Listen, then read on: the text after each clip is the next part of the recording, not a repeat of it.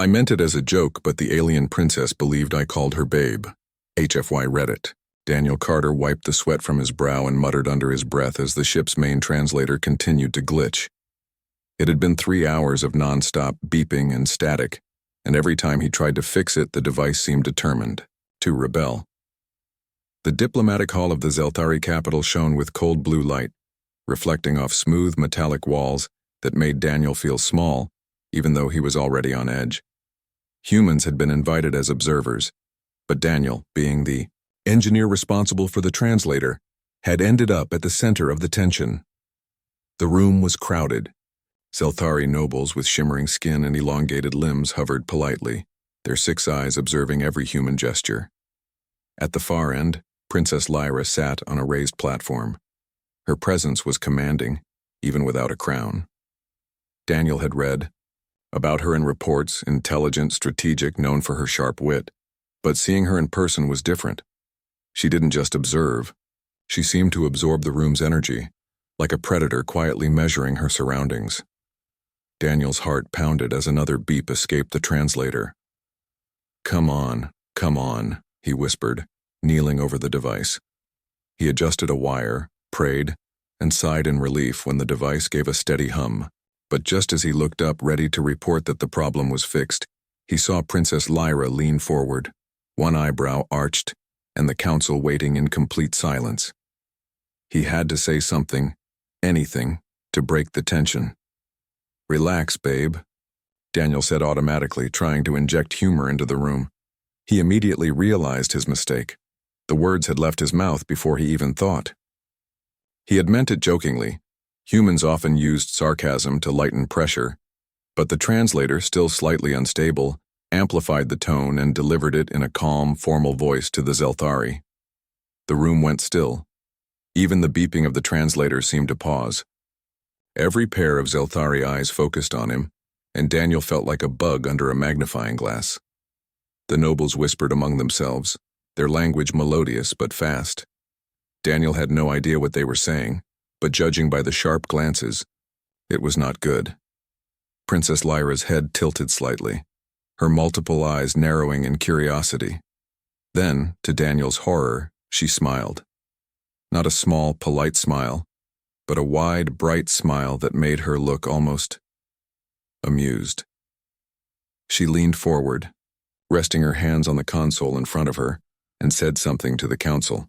The translator hummed again, converting it to a phrase Daniel could understand. He has called me his chosen companion. How brave. Daniel's mouth opened and closed like a fish out of water. No, that's not. He started, but his voice came out in a stilted translation that sounded like agreement. The translator had misinterpreted his panic. In Zelthari culture, taking a statement literally and calmly meant formal acceptance. Daniel's heart sank. He had just accidentally announced himself as the princess's chosen companion in front of the entire royal council. He could feel the sweat running down his back as whispers turned into murmurs and then into audible conversation. One noble floated closer to the translator, pointing at Daniel with long, delicate fingers. Another tilted its head as if testing a theory. Daniel's mind raced. How could he fix this without creating a galactic incident? How could he explain that babe was a joke in human slang and not a proposal of interstellar significance? Princess. Lyra stood, her movement graceful and deliberate. She walked toward Daniel, her presence making the room feel warmer and smaller at the same time. She stopped a few feet away and extended one of her hands, not in aggression, not in demand, but in curiosity. Human, she said, her voice melodic, almost musical. Your words are bold. Few dare speak so casually to a princess. Tell me, is this bravery or foolishness? Daniel swallowed hard. His usual quick wit seemed to vanish. He opened his mouth, then closed it again. What could he say that wouldn't make things worse?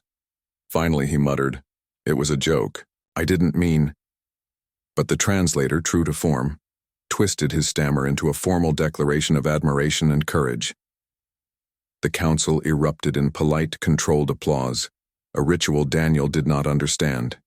He turned toward the human, ambassador, who was now looking at him like he had just set the embassy on fire. "Daniel," the ambassador hissed. "What did you just do?" Daniel ran a hand over his face. I said babe. That's it. That's all. I meant it as a joke." "Congratulations," the ambassador said, a mix of disbelief and exasperation in his voice. "You've just become a symbol of human boldness to an alien species." Princess Lyra's eyes met his, and instead of the anger he expected, she laughed, a soft musical sound that seemed to echo through the hall. "Boldness, indeed," she said. "Come, human. We must talk. Your words have interest and I enjoy learning from those who dare to speak plainly." Daniel blinked. The princess wasn't angry. She was genuinely curious. And somehow, despite all the panic and embarrassment, he felt a strange spark of hope. Maybe this mistake wasn't the end. It could be the beginning of something extraordinary. As he followed her toward a side chamber, Daniel wondered how one careless word could turn a quiet diplomatic visit into the most chaotic day of his life. Somewhere deep down, he knew nothing would ever be the same, and somehow that scared him less than he expected.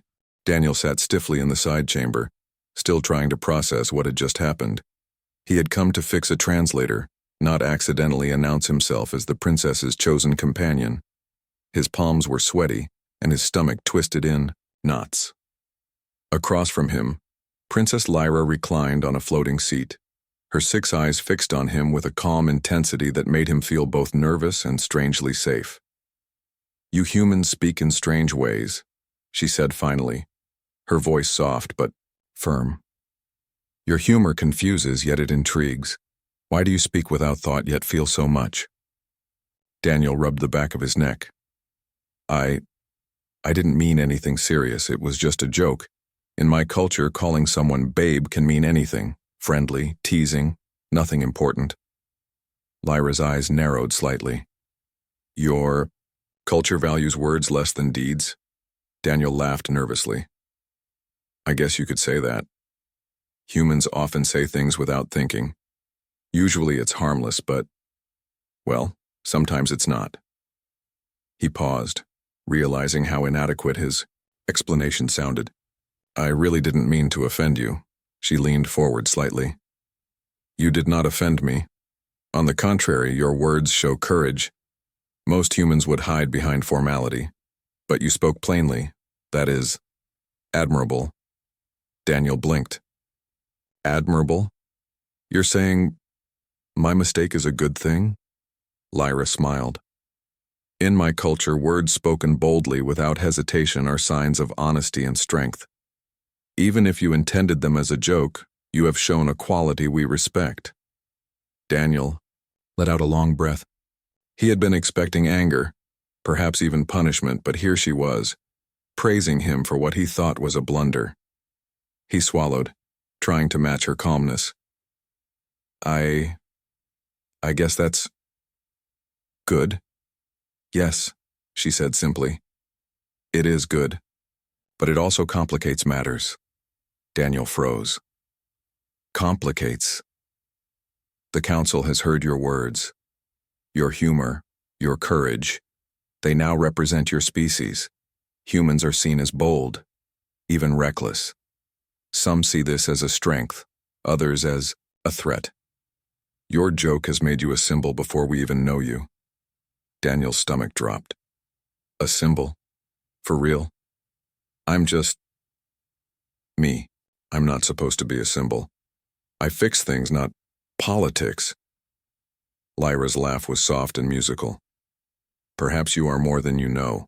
Perhaps this is your first lesson. In the galaxy, actions or words carry weight.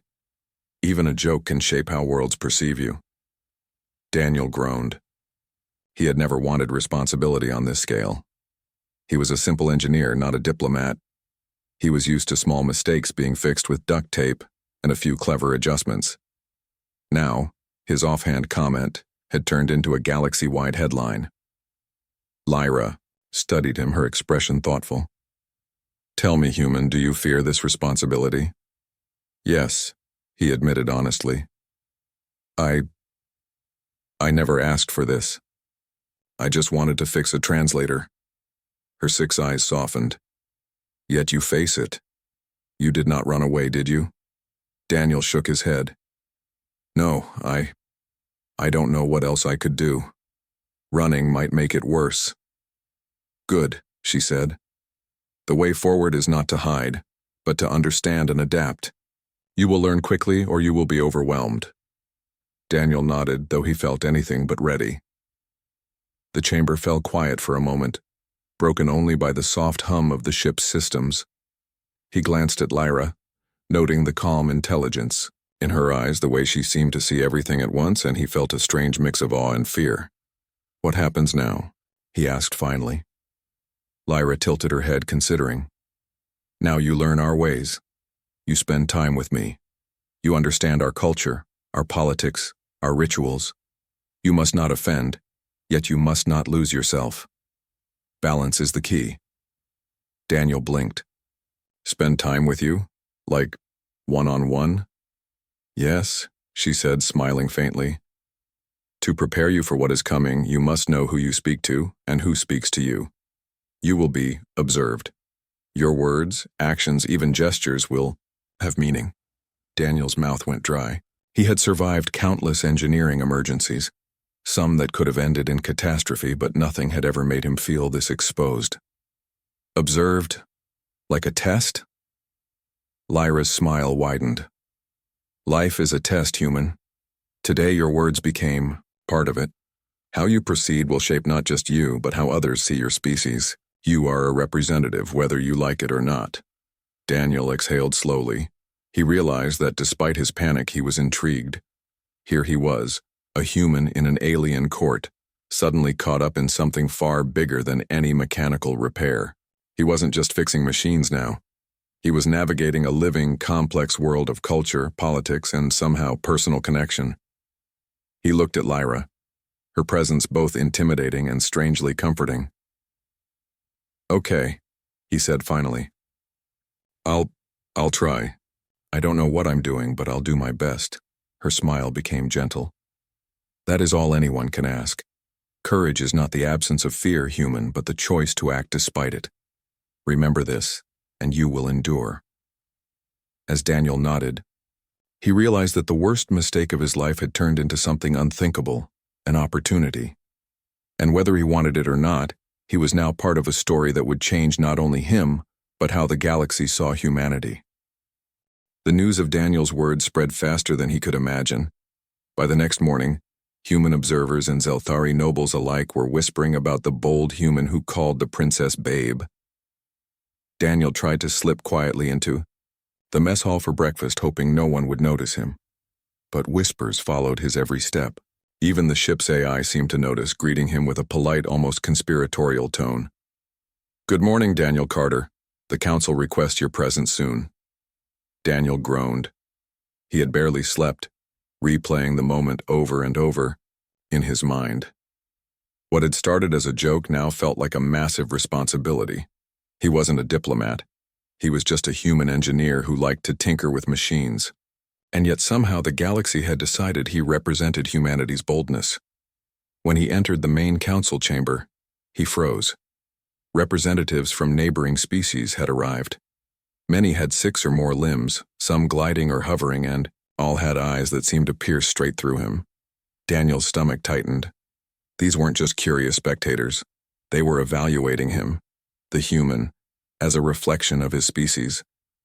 Princess Lyra floated in gracefully, as if sensing his hesitation. She gave him a small nod, signaling that he should step forward. Daniel obeyed, his legs shaking slightly. The chamber was silent, every alien eye on him. One of the elder Zelthari, a tall figure with glowing markings along his arms, leaned forward. Human, he said, his voice calm but demanding attention. Your words have reached the galaxy. They speak of audacity and unconventional behavior. How do you justify them? Daniel blinked. I didn't mean anything serious. It was just a joke. In my culture, humor is often used to ease tension. A ripple ran through the council. Some of the representatives whispered, while others tilted their heads thoughtfully. Daniel realized that in this context, Jokes weren't trivial. They carried meaning, especially if misinterpreted. He swallowed hard. I didn't intend to challenge anyone or disrespect your customs. I simply wanted to lighten a tense moment. So.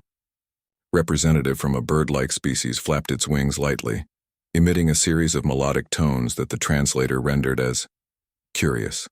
This human is reckless, yet sincere. Daniel tried to bow slightly, unsure of the etiquette, but the gesture seemed to impress some members of the council. Princess Lyra's calm presence helped him stay grounded. She stepped closer, whispering so only he could hear. Your honesty serves you well. Maintain it, and the council will respect you. Even with her words, Daniel felt the weight of the galaxy on his shoulders. For the first time, he truly understood that humans were seen as unpredictable, sometimes reckless, sometimes brave, but always fascinating to other species. A murmur ran through the chamber. One of the rival species, a reptilian delegation, leaned forward. Boldness can be dangerous, one hissed through the translator. Do we trust this human not to destabilize relations? Daniel's throat went dry. He had never been in a room where a single mistake could have interstellar consequences. I promise to act with respect, he said, his voice steadier than he expected. I don't want to cause harm. I want to learn. The council remained silent for a moment. Then slowly, nods spread across the room. The elder Zelthari spoke again. You are not like other humans we have observed. Your directness is unusual, yet it demonstrates a quality we respect. Courage to speak despite fear. Daniel exhaled, relief washing over him. He still had no idea if he had satisfied everyone, but it seemed he hadn't completely embarrassed humanity either. Princess. Lyra's gentle smile reassured him that he was surviving this unexpected trial. Later, in the private chambers, Lyra floated closer. See how they look at you now? She asked. You represent your species, human. This is why your words matter. Not just to me, but to everyone observing. Daniel nodded slowly. I didn't realize a joke could make me responsible for something so big. Lyra laughed softly. In your culture, perhaps it is a joke. In theirs, it is a statement. Words carry weight. You have learned quickly. Daniel rubbed his temples.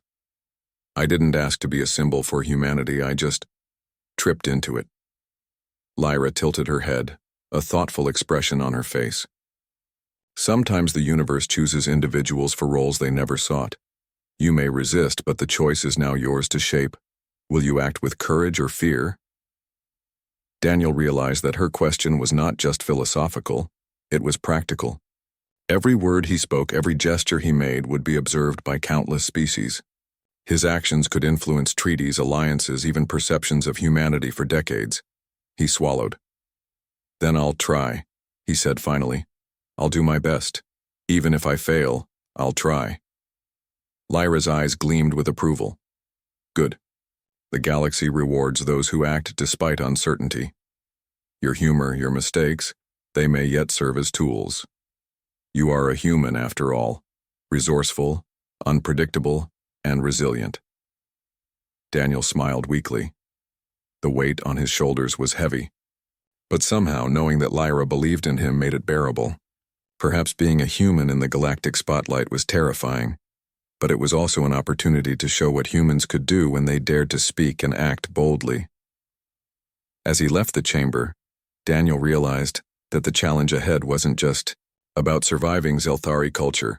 It was about navigating an entire galaxy that now saw him as a symbol. And somehow, even in all this chaos, he felt a spark of excitement. For the first time in his life, his mistakes had real consequences. And that was not entirely a bad thing. After the intense council meeting, Daniel found himself walking through the gleaming corridors of the Zelthari palace with Princess Lyra. The hallways curved like flowing water, and soft light shimmered from the walls, giving the impression that the entire ship was alive. Daniel tried to focus on his footing and not on the fact that he was literally walking with the most powerful alien princess in the galaxy. So, Lyra said, her 6 eyes watching him closely, You are human. You joke, you stumble, and yet you speak boldly. I find this intriguing. Daniel scratched the back of his head nervously. I guess humans are like that. We say things we don't always mean, and sometimes we mean things we don't say. Mostly we're just trying to survive the day without breaking something. Lyra tilted her head. A gesture Daniel had learned meant curiosity. You are very different from the humans I expected. Others have always been cautious, formal, and careful.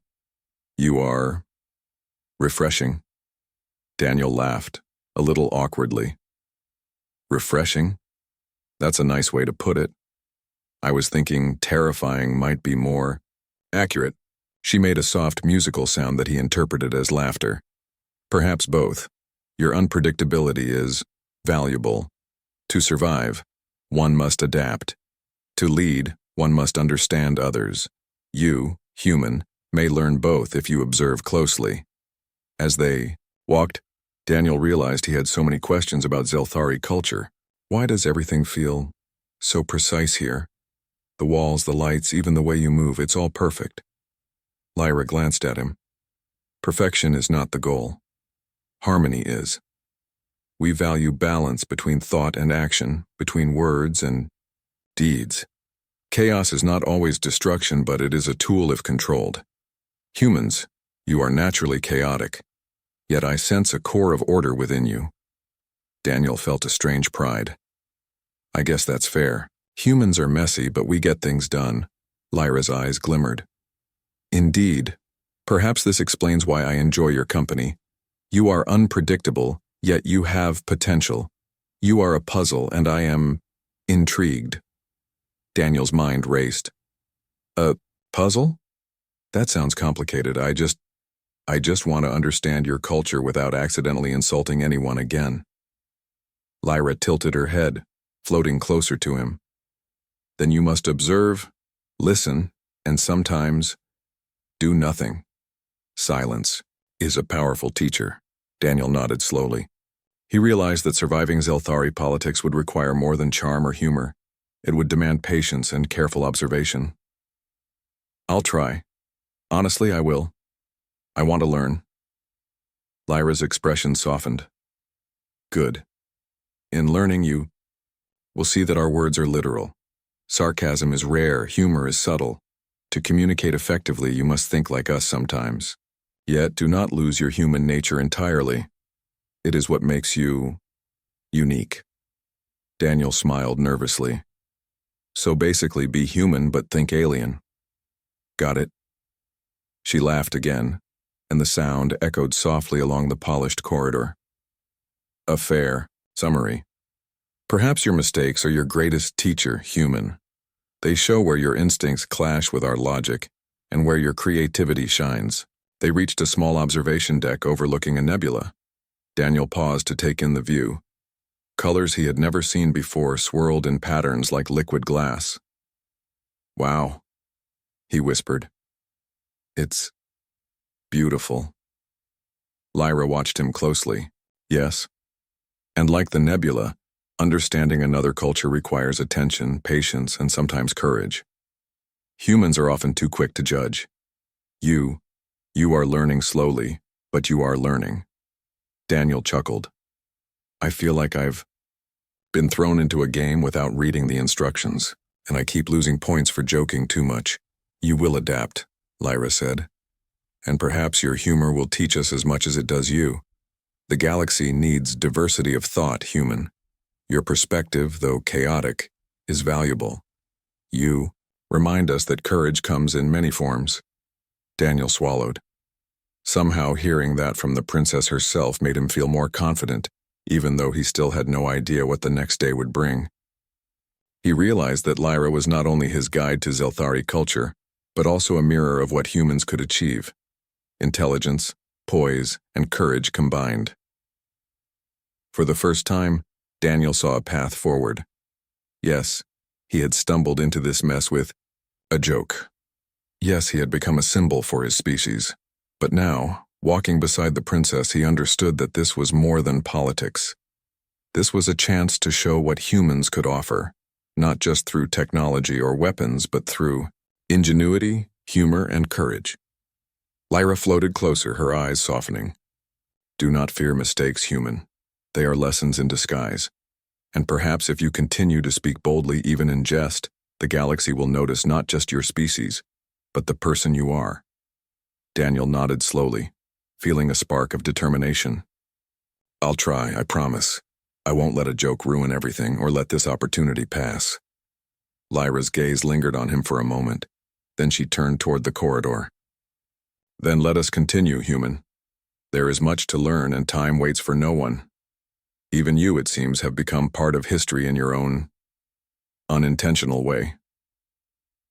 Daniel smiled faintly and followed her, feeling the weight of responsibility, but also a strange excitement. Maybe being human in a galaxy that now watched every word and gesture wasn't so terrifying after all. Maybe, just maybe, this was the beginning of something extraordinary. Daniel had started to feel more comfortable moving through the Zelthari Palace, but that sense of ease was about to be tested.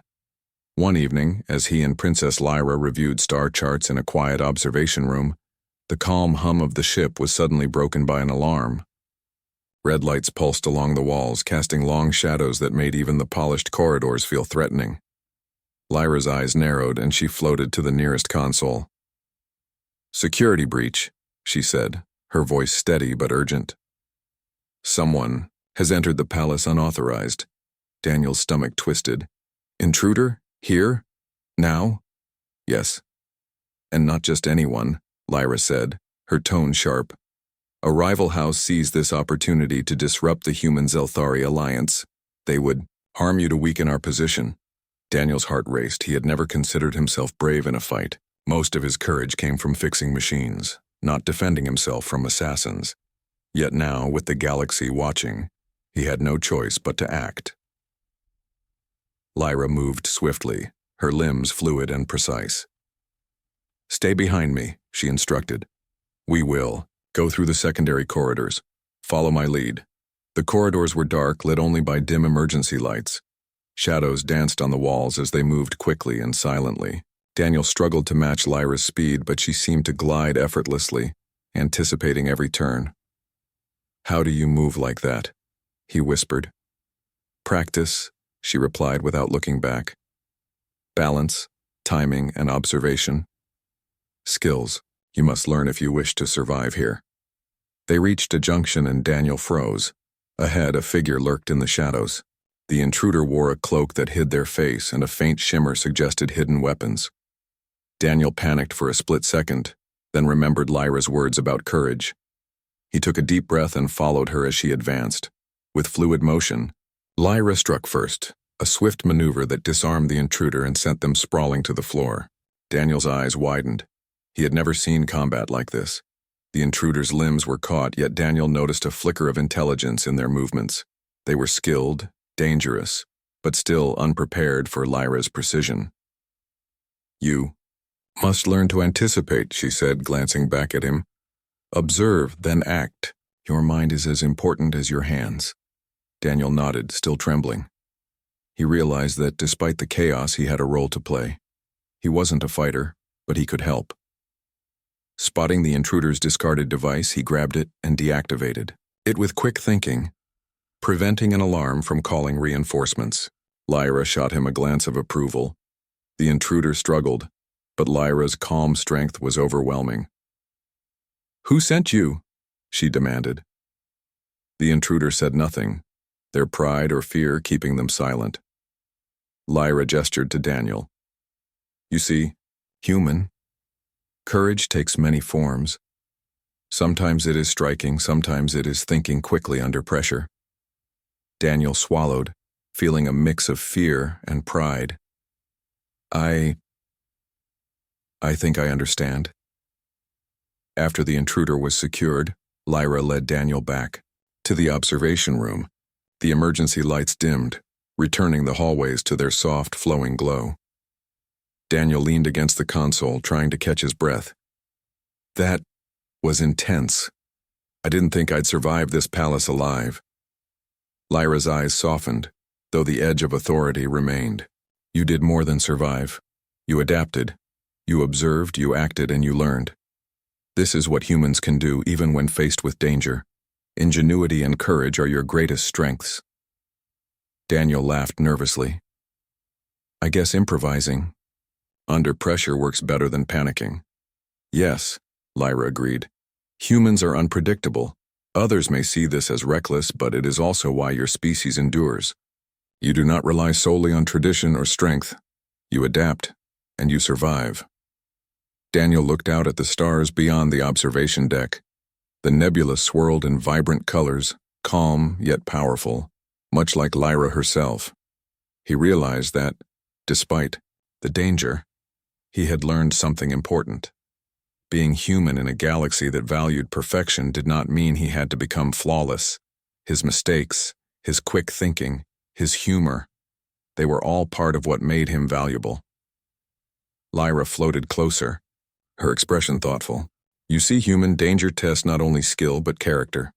How you respond defines who you are and how others see your species. Today you proved that humans are more than their appearance. You are resilient, creative, and courageous. Daniel nodded, feeling a sense of accomplishment he had never known. He had faced a threat far beyond his expectations and survived, not by strength alone, but by thinking, observing, and trusting Lyra's guidance. As the calm returned, Daniel realized that this incident had changed him. He was no longer just a human engineer who stumbled into a joke. He was someone capable of facing real danger, representing his species, and learning from every challenge. For the first time, he felt a deep connection to Lyra, not only as a guide but as a partner in navigating the unpredictable galaxy. And somewhere deep down, Daniel smiled. Maybe being human wasn't about being perfect. Maybe it was about daring to act, daring to learn, and daring to survive even when the odds seemed impossible. Days passed after the intruder incident, and Daniel slowly began to adjust to life in the Zelthari palace. He still stumbled over etiquette and misread social cues, but with Princess Lyra's guidance, he started to understand her culture more deeply. Yet despite his growing confidence, a quiet tension lingered in his mind. The galaxy was watching, and every decision he made could carry consequences far beyond himself. One morning, the human ambassador arrived with a solemn expression. Daniel, he said, lowering his voice, there's a way to undo this situation. He gestured toward Lyra's quarters. If you accept, you could claim the incident was a translation error. No one would blame you. Humanity could step back quietly. Daniel's stomach tightened. A simple explanation, a loophole, a way to avoid all the pressure, all the political weight. He could take it. So, I could just say it was a mistake and everything goes back to normal, he asked cautiously. Yes, the ambassador confirmed. You would no longer be bound in the eyes of the Zelthari. No one would expect anything from you. You could go back to being an engineer, safe and ordinary. Daniel swallowed. It was tempting. He had survived intruders, diplomatic scrutiny, and intense observation.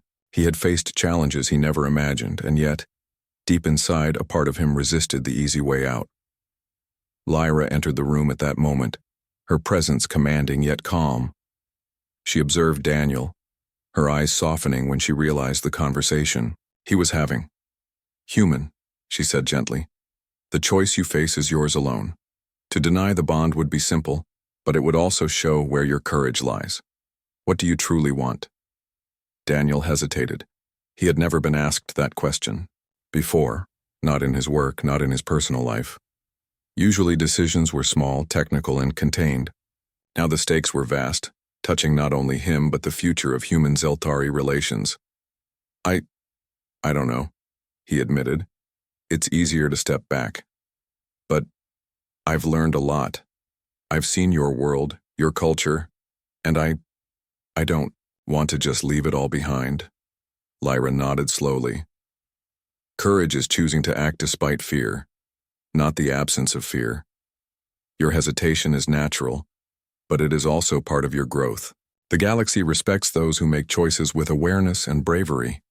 Daniel looked down at his hands. He thought about the council, the rival houses, the intruder, and the countless eyes observing every human movement. Yet he also thought about Lyra, not just as a princess but as a guide and partner in this strange, unexpected journey. He realized that his feelings had shifted from fear to respect, and perhaps even something more subtle. "I don't want to run," he said finally, his voice firmer than he expected. "I want to face this. I want to see it through." Lyra's 6 eyes brightened, and a small smile touched her lips. "Then you choose courage over convenience. That is admirable, human. Today you show not only bravery but understanding. You act not out of obligation, but out of your own will." The ambassador looked between them, astonished. "Daniel, you're sure?" "I'm sure," Daniel replied. "I'll stay. I'll do what I can and I'll learn. I won't pretend it's easy, but I'll do it." Lyra extended one of her hands, a gesture of both trust and partnership. "Then let us continue together, human. The galaxy is vast and our journey is only beginning. You have chosen not just to survive but to engage, to learn, and to grow. That is the path of a true representative of your species." Daniel took a deep breath and reached for her hand. The gesture felt strange, yet right. It was a bond forged, not by accident or ceremony, but by shared experience, courage, and mutual respect. He realized that this choice was more than political.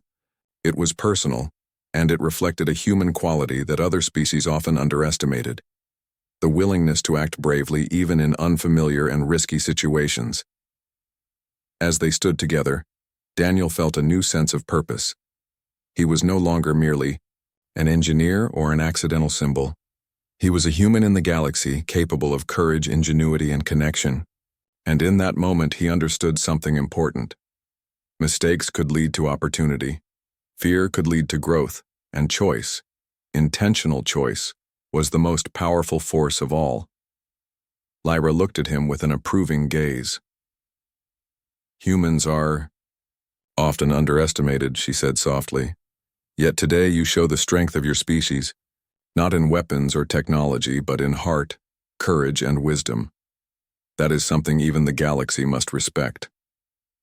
Daniel smiled, feeling the weight of responsibility, but also the thrill of possibility. He knew challenges lay ahead, more scrutiny, more political intrigue, and perhaps more danger, but for the first time he felt ready. He had made a choice that was difficult, but right. And in doing so, he had not only embraced his own courage, but also represented humanity in a way that no one could ignore. The palace seemed quieter now, but Daniel knew that the galaxy beyond the walls was watching. And for the first time, he welcomed it. He was ready to show what humans could do, not just with skill, but with heart. The Galactic Council chamber was alive with tension and anticipation. Delegates from dozens of species hovered in silence, their eyes fixed on the human who had unexpectedly become a symbol of courage and ingenuity. Daniel Carter stood beside Princess Lyra, trying to steady his nerves. He could feel the weight of humanity on his shoulders. Every movement, every word, would be interpreted not just as himself, but as a reflection of his entire species. Lyra's calm presence was a steadying force. She glanced at him, her 6 eyes gentle but firm. "You are ready, human," she said softly. "Speak from your own heart. Speak truthfully. That is all anyone can ask." Daniel swallowed. He had rehearsed speeches in his mind, but none of them felt honest. None captured the absurdity, the chaos, and the unexpected lessons of the past weeks. And then he realized he didn't need a speech crafted for diplomacy. He just needed to speak honestly. He stepped forward, clearing his throat. "Esteemed delegates and citizens of the galaxy," he began, his voice trembling slightly at first. "I am Daniel Carter, a human. I did not expect to be here to speak before you all or to become a symbol. I made a mistake, a joke that was misunderstood. But in that moment I learned something important. Humans are not perfect. We are flawed. We stumble, we laugh, we try, and we learn. And when we act with courage, even when we are afraid, we can accomplish more than we imagine." A murmur ran through the chamber. Daniel felt his confidence growing with each word. I stand here not because I am extraordinary, but because humans are capable of choosing to act bravely, to learn, and to respect others, even in a galaxy full of differences. Princess Lyra has shown me that understanding another culture is not about perfection. It is about attention, patience, and heart. And so I choose to continue this journey. I choose to stand with her, to learn, to represent humanity, and to show that our species is capable of courage, creativity, and connection. The chamber went silent for a heartbeat, as if the galaxy itself paused to listen.